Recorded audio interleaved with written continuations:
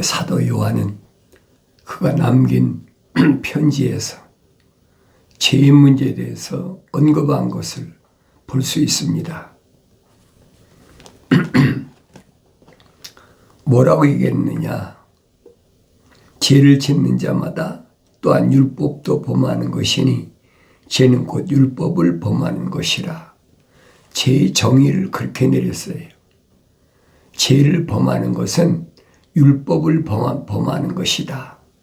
사도 바울은 뭐라고 설명하냐면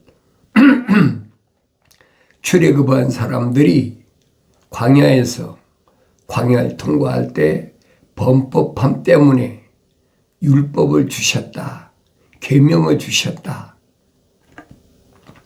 범법함이 없으면 계명이 필요가 없지요. 율법이 필요 없다는 겁니다. 그래서 죄의 문제는 율법과 직결된다 하는 것을 내가 잊어서는 안 됩니다. 그래서 언제든지 죄라는 것이 나의 살아가는 그 생명길에서, 영생의 길에서 걸림돌이다. 그 잊어서는 안 돼요. 사도 바울은 그렇게 표현하잖아요.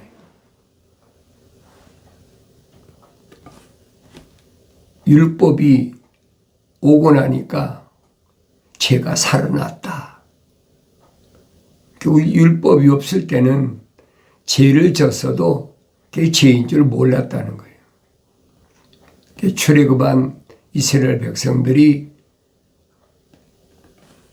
애굽에 있을 때는 이방신을 섬기고 얼마나 했겠어요. 그래도 그게 죄인 줄 몰랐다는 거예요. 그 몰랐으니까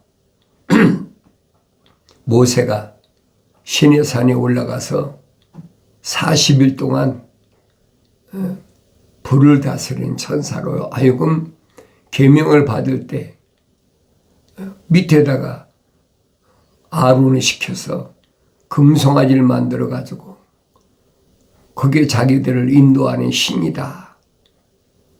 안 보이니까 그럴 수밖에 없죠.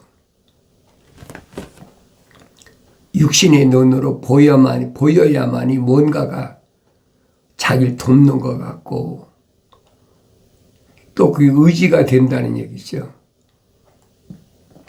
육신의 눈으로 보는 것 때문에 범죄하는 이런 과정을 내가 성경을 통해서 읽는다면 내가 육신의 눈으로 보이는 것 때문에 나는 율법을 범하지 않나 항상 기억하셔야 돼요. 그런데 중요한 것은 무엇이 중요하냐? 하나님의 아들이 2000년 전에 육신이 있고 유대인으로 오셨잖아요. 유대인으로 왜 오셨느냐? 오신 목적이 뭐냐? 그것은 생명책에 이름이 기록된 사람들, 거룩하신 하나님 아버지의 생명 호흡이 들어간 사람들, 그들의 죄를 사하기 위해서 오셨다. 그래서 이런 부분을 사도 바울은 율법의 마침이라 그렇게 표현했어요. 율법의 끝이다. 근데 그걸 잘못 아는 사람들이 있어요. 율법의 끝이란 말은 율법을 하나님의 아들이 십자가 못 박혀 죽으심을 통해서 다 해결됐다는 게 누구만 하나님의 거룩하신 생명책에 그 이름이 기록된 사람들. 다르게 말하면 어머니 태에 있을 때 하나님의 거룩하신 생명 호흡이 들어간 사람들. 그들의 죄를 사했다. 유대인의 죄를 사한 게 아니에요. 그러니까 제사함 받을 수 있는 사람은 피조물이 결정하는 거 아닙니다. 내가 하나님을 아버지라고 그런다고 해서 예수의 십자가 보혈로 제사함 받는 것도 아니란 말이에요. 기독교의 교리 올바로 잘 아셔야 돼요. 그러니까 자연인은 해당이 안 됩니다. 어머니 태에 있을 때 하나님의 거룩하신 사랑의 생명호흡이 들어간 사람, 즉 다시 말하면 하나님의 형상으로 조성된 사람, 그 사람이 하나님의 모습을 닮아야 되는데 무엇 때문에 걸림돌이냐? 죄라는 것이 걸림돌이 된다는 거예요. 그러니까 필수적으로 하나님의 아들의 십자가 보혈이 필수적으로 필요하다. 피 없이는 죄를 사할 수가 없어요.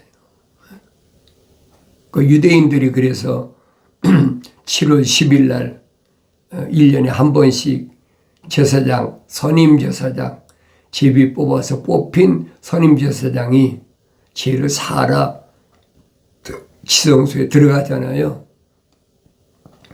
그러니까 이 부분을 잘 기억하셔야 된다는 거예요. 하나님의 아들이 육신을 통해서 자기가 십자가를 지심으로 인해서 하나님의 거룩한 생명의 호흡으로 조성된 사람들의 죄를 단번에 사했다. 그 얘기예요. 어려운 거 없잖아요. 아무나 누구든지 내가 원하면 내 죄를 십자가 보혈로 사한다. 그건 하늘 아래 종교에서 주장하는 거고 성경에서 말씀하고 있는 제사함은 그 얘기입니다. 그 하나님의 아들이 뭐라고 말씀하십니까? 나는 세상을 위하여 기도하지 않습니다. 분명히 선포하셨잖아요. 세상을 위해서 기도하지 않는다는 말은 유대인으로 오셔서 유대인들을 위해서 십자가 못 박혀 죽으신 게 아니라는 얘기예요. 유대인 가운데 하나님의 아들이 선택한 사람들, 제자들과 사도들이죠. 그들의 죄를 위해서 십자가 못 박혀 죽으셨다. 이 원리는 변하지 않아요. 그러니까 내가 죄인이다. 내가 죄를 졌다. 그러니까 내 죄를 용서해 주시옵소서. 내가 구한다고 그래서 죄가 사해지는 게 아니란 얘기예요. 반드시 미리 아신 바 된 자, 내가 세상에 태어나기 전에 하나님의 아버지께로부터 미리 아신 바 된 자, 그 뭐 다른 건 없잖아요. 다윗이 말한 것처럼 어머니 태에 있을 때 하나님 나를 간섭하셨다. 그때 하나님의 거룩한 사랑의 생명호흡이 들어왔다는 얘기. 그런 사람이 생명책에 그 이름이 기록되는 거죠. 그 사람들을 위해서 하나님의 아들이 오셨다. 하나님의 아들이 오셔서 뭐 이방인들도 많이 있잖아요. 이방인 여자들도 믿음이 좋은 사람이 얼마나 많이 있어요. 3년 동안 여정해서 백부장 같은 사람도 로마 사람 아닙니까?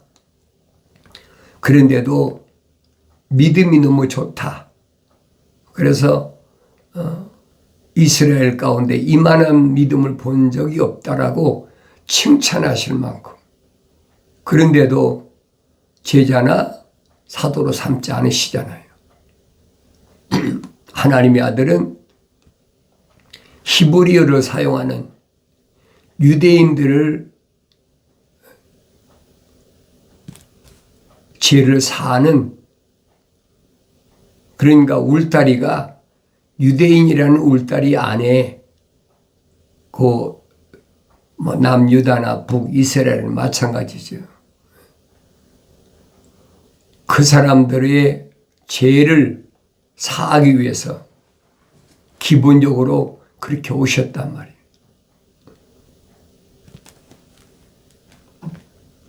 그런데 이방인들도 죄를 사해야 성령 받게 되니까 2000년 전에 하나님의 아들이 오셨을 때 유대인 가운데 하나님의 아들이 선택한 사람들을 빼놓고 성령 받은 사람이 어디 있어요? 없지요. 그러니까 하나님의 아들이 오셔서 유대인이라는 울타리 안에 울다리 안에 있는 그 사람들을 죄를 사하는 그 사명을 받으셨다. 근데 제자들은 아니잖아요. 베드로 같은 사람도 유대인들만 십자가 보혈로 제사함 받고 성령 받는 것으로 그렇게 알았는데 고넬료라는 사람, 그 백부장 아닙니까? 고넬료 같은 사람도 로마 사람인데 하나님을 열심히 섬기고, 그러니까 기도할 때 고넬료를 통해서 욥바라는 것에 가면 베드로가 있다. 시몬 베드로가 있으니까 그를 초청하라. 그래서 베드로가 최초로 이방인이 구원받는 그런 그 모습을 목격한 것을 사도행전에 기록해 놨잖아요. 하늘에서부터 보자기가 내려오는데 그 보자기 안에 짐승들이, 유대인들은 뭐 소고기나 양고기나 뭐 이런 것만 먹지 돼지고기 같은 거 안 먹잖아요. 개고기 같은 건. 그런데 하늘에서 불길한 짐승이 바구니에 담겨서 왔다. 환상 중에 본 거지요. 잡아먹으라. 그러니까 베드로가 뭐라고 합니까? 나는 이 불결한 짐승 안 먹습니다. 3번이나 그렇게 하면서, 그런데 제일 마지막에 뭐라고 그럽니까? 내가 하나님이 깨끗하다고 하셨는 걸 내가 왜 불결하다고 하느냐. 그래서 그 환상에서 깨어나자마자 자기를 찾아온 고넬료라는 사람이 보낸 세 사람을 만나잖아요.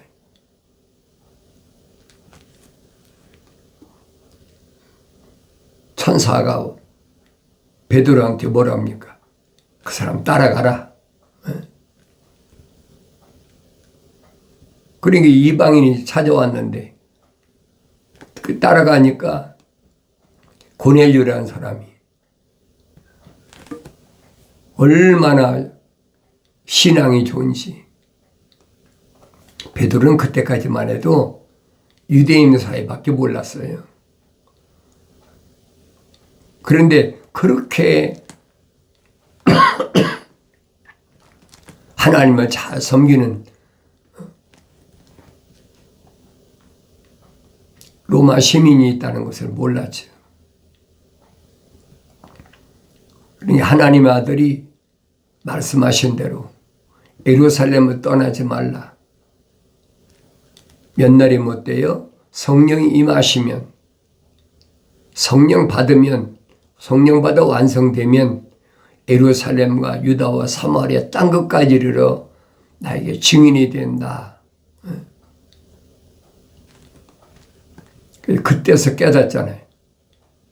하나님께서는 아브라함에게 약속하신 천하 만민이 너로 인하여 복을 받는다.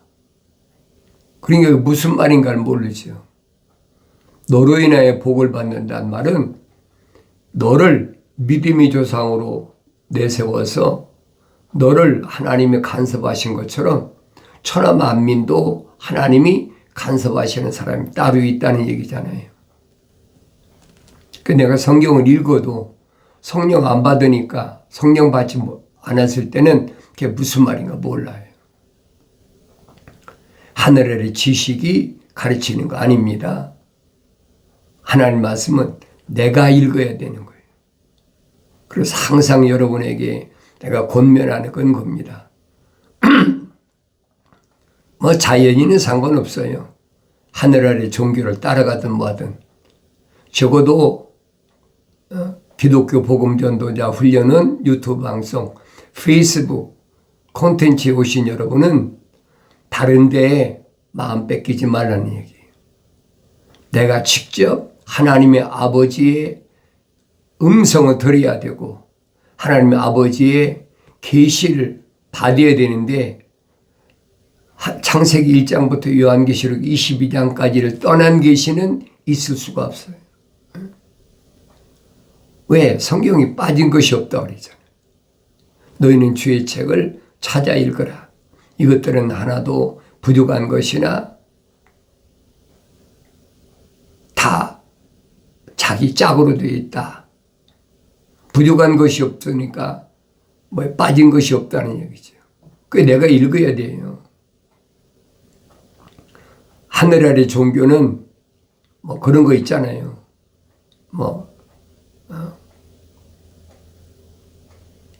다른 종교는 내가 말할 필요가 없어요.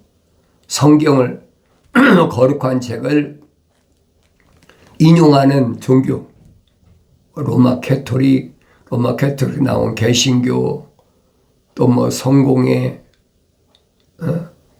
또 뭐 러시아 동방 정교회, 뭐 그런 데서는 로마 캐토릭이 태양신을 섬기니까 일요일을 썬데이다, 태양의 날이다. 그래서 먼저 태양신을 섬기고 그러고 일주일을 시작한단 말이에요. 우리가 사용하는 카렌더 보면 알잖아요. 썬데이가 제일 앞에 있잖아요. 그러나 기독교는 아니에요. 사도 바울이 설명하잖아요. 갈라디아 지방에 있는 부르심을 받은 교회들에게 뭐라고? 아직도 하늘 아래서 해와 달과 나를 지키느냐, 절기를 지키느냐, 그건 유대인들이 하나님을 숭배한다고 섬길 때 지켰던 것이 안식일 아닙니까? 근데 그거 이제는 지킬 필요가 없던, 왜? 안식의 주인이 주님이 친히 오셨으니까. 그래서 기독교는 하늘 아래서 365일 똑같아요. 날마다 기도하고 날마다 찬송하는데 바울이 말하잖아요. 내 마음으로 기도하고 내 마음으로 찬송해라. 그러니까 시간과 장소에 따라 하는 게 아니란 말이에요. 무시로 언제든지 어디서나. 왜? 마음으로 하니까. 유대인들은 눈에 보이는 안식일을 지킨다. 근데 그게 아니란 말이에요. 유대교를 개혁하셨다. 하나님의 아들이 개혁하셨다. 고치셨다는 얘기. 고칠 개잖아요. 개혁하셨다. 삐뚤어진 것을 새로 고쳤다는 거예요. 그러니까 율법으로 인해서 정죄를 받았는데 이제는 율법이 나로 하여금 예수 십자가 보혈로 제사함 받을 수 있도록 십자가 앞까지 인도하는 몽학성생이 됐다라고 사도 바울이 설명하잖아요. 율법이 없이는 내가 죄인인 걸 몰라요. 알 수가 없어요. 그래서 기독교의 핵심이 뭐냐? 계명입니다. 계명을 잊지 마세요. 그럼 안식일 지키라고 그랬는데 그럼 안식일 지켜야 될 거 아닙니까? 성경을 안 읽으니까 그런 말이 속아 넘어가는 거예요. 성경을 읽어도 나의 책망을 듣고 돌이키라. 보라. 내 영을 부어서 내 말들을 알게 하겠다고 약속하신 말씀이 있잖아요. 계명이 없으면 범법함이 없는 거예요. 안식일 지키라고 그랬으니까 안식일 지켜야 될 거 아닙니까? 안식일 지키란 말은 무슨 말인 거 아니? 엿새 동안 하나님이 창조일을 끝내시고 일곱째 날에 쉬시는 것을 생활화시키는 거예요. 그래서 사도 바울이 히브리서에서 설명하잖아요. 저 안식에 들어갈 자가 누구냐? 일곱째 날이 아직 안 왔잖아요. 지금 여섯째 날 막바지 와 있단 말이에요.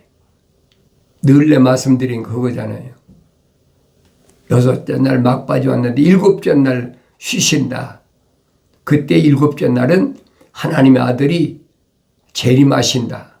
그래서 천년 왕국을 이 땅에 세우신다는 거예요. 그 약속된 거거든요. 그 사도 바울이 저 안식에 들어갔자 누구만 들어가느냐? 아무나 못 들어가요. 내가 원한다고 들어가는 것이 아니에요.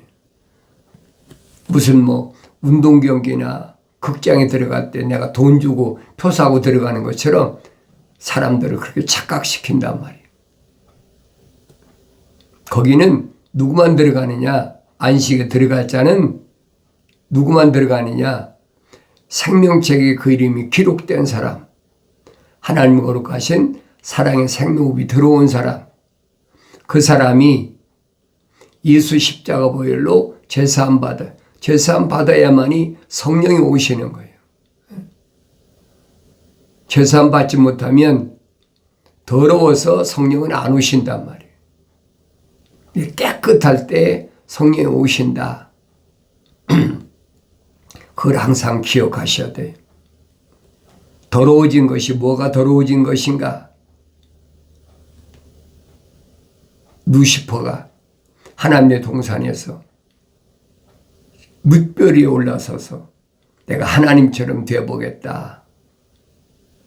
그런 마음을 먹은 자체가 더러운 거예요. 하나님이 하시는 일을 흉내내는 게 더러운 일이에요. 그러니까 계명에 분명히 기록되어 있잖아요. 내 앞에 다른 신을 두지 말아라. 피 죽을 신을 두지 말아라. 그리고 두 번째는 하나님이 창조하신 공중의 새나 또 땅 위의 짐승이나 또 땅 위에 기어다니는 곤충이나 물속에 있는 물고기나 여러 가지 다 있잖아요. 그런 형상을 만들지 말라는 얘기예요. 만들지 말아야 되고 이제 그런 것들에게 수호신이라고 그래가지고 절하지 말라는 얘기예요. 그 계명을 정면으로 어기면서 예수 믿는다고 하는 것이 하늘 아래 종교란 말이에요. 기독교는 계명이 첫째예요. 왜 그런 줄 압니까? 하나님의 아들이 선포하시잖아요. 부자 청년에게 내가 영생을 얻길 원합니다. 그러니까 뭐라고 말씀하십니까? 부자 청년이니까 그러면 네 재산 절반을 떼오든지 그런 거 요구하는 게 아니잖아요. 계명 지켜라. 한 가지밖에 없어요. 그러니까 계명은 영생과 직결되는 거예요. 그걸 잘 아셔야 돼요. 영생은 계명을 지켰을 때, 계명에 걸림돌이 되지 않았을 때 영생, 영원한 생명을 얻는 거예요. 그걸 하늘 아래 종교에서는 영생을 얻는데 필요한 것이 이런 것이다. 아무 필요 없어요, 여러분. 기독교는 아무 필요 없어요. 하늘 아래에서 어떤 귀한 보물도 필요 없어요. 그래서 하나님 아버지께서 이스라엘 백성들에게 말씀하신 게 뭐냐? 너는 하늘 아래서 무엇과도 바꿀 수 없는 나에게 독특한 보물이다. 하나님 말씀하시잖아요. 독특한 보물.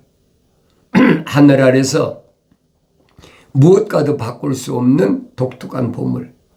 왜? 하나님 거룩하신 사랑의 생명호흡이 들어갔다는 얘기예요. 그 사람 이름은 생명책 기록됐다는 거예요. 그 독특한 보물이죠. 나 자신은 보여야 될 거 아닙니까? 나는 하나님 보시기에 독특한 보물인가? 독특한 보물이라면 하나님의 거룩하신 사랑의 생명호흡이 들어왔다는 얘기죠. 그렇다면 나는 하늘 아래서 무엇과도 바꿀 수가 없는 거예요. 어떤 높은 주위나 뭐 패권국가의 수장이나 그래서 하늘 아래 거 가지고는 절대 바꿀 수 없는 거예요. 하나님의 아들이 말씀하시잖아요. 내 나라는 땅에 속한 것이 아니다. 세상에 속한 것이 내 나라가 아니다. 마찬가지예요. 하나님의 생명호흡이 들어온 사람은 세상에 속한 사람이 아니에요. 이건 흙이니까 흙으로 돌아갈 거니까 이건 내가 아니라 이 말이에요. 기억하세요. 다시 여러분에게 일깨워주고 왜? 갓난 아기들로서 순수한 말씀을 먹고 성장해야 돼.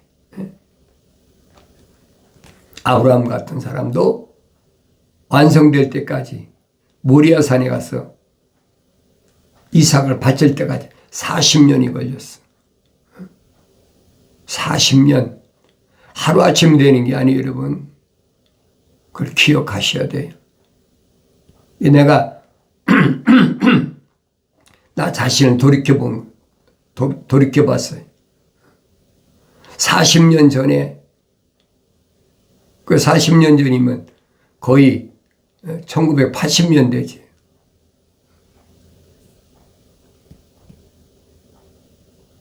그러니까 그때부터 내가 하나님의 말씀을 가지고,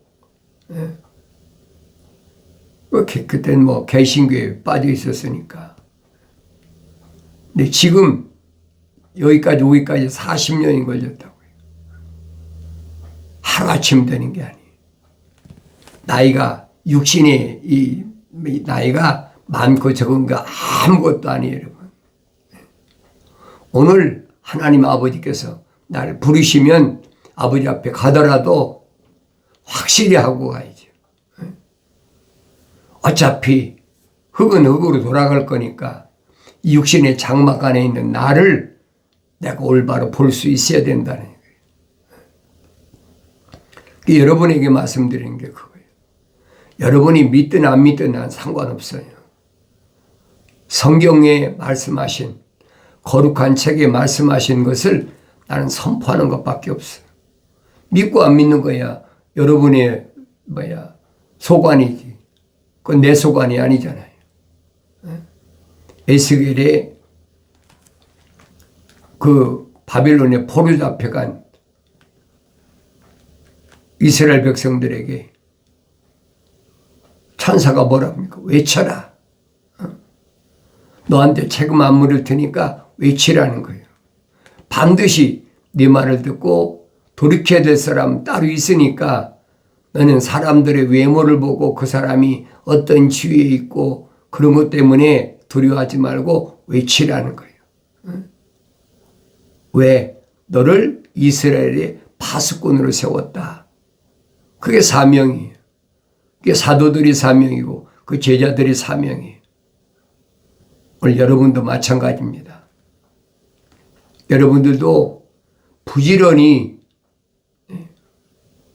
하나님의 거룩한 형상으로 조성된 사람들을 들을 수 있는 기회를 자꾸 만들어줘야 돼. 그래서 그런 부분을 하나님의 아들은 뭐라고 말씀하시느냐. 하나님의 아들은 유대인을 통해서 100배 열매를 맺었다. 그 다음에 사도들과 제자들은 60배의 열매를 맺다. 어떤 사람은 30배 열매를, 최소한 또 30배 열매를 맺기 위해서 내가 말씀을 전해야 된다. 선포해야 된다는 얘기예요. 그래서 하나님이 나를 세상에 보내신 목적, 거룩한 뜻을 온전히 이루는 복된 삶을 살아가길 바랍니다.